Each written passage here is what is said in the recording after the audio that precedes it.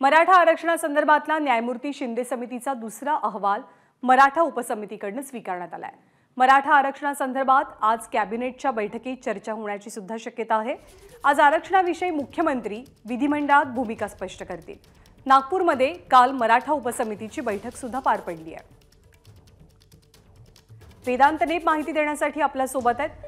वेदांत, उपसमितीचा अहवाल न्यायमूर्ती शिंदे समितीचा अहवाल उपसमितीने स्वीकारलेला आहे। आज या संदर्भात कोणत्या घडामोडींची शक्यता आहे?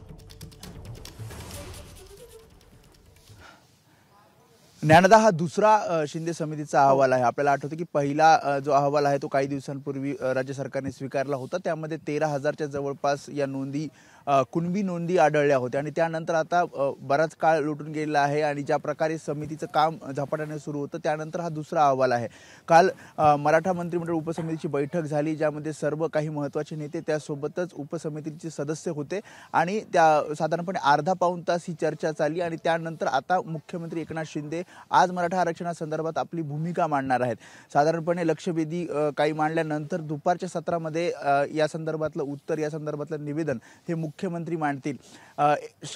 साधारणपणे 200 आमदारांनी याच आरक्षणाच्या मुद्द्यावर चर्चा मागील आठवड्यात केली होती आणि त्यानंतर विविध मागण्या, ज्या प्रकारे आंदोलनं होत आहेत, ज्या प्रकारे प्रश्न मराठा आरक्षणासंदर्भात विचारले जातात, त्या सगळ्यांवर आता मुख्यमंत्री आज उत्तर देणार आहेत आणि त्या भूमिकेकडे सगळ्यांचं लक्ष असणार आहे।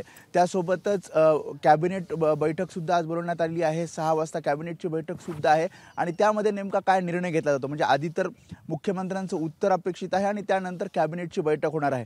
त्यामुळे आजचा दिवस महत्त्वाचा असणार आहे, कारण उद्या समजा म्हणजे आज सल्लागार समितीची बैठक सुद्धा दुपारी 3 वाजता आहे। त्या सल्लागार समितीच्या बैठकीत निर्णय होईल की अधिवेशन आणखी पुढे जाणार की उद्याच अंतिम दिवस असणार।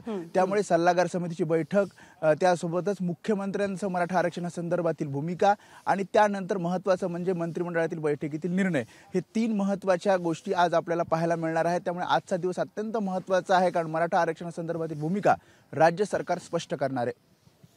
धन्यवाद वेदांत, वेळोवेळी ताजी माहिती या विषयासंदर्भातली जाणून घेत राहू।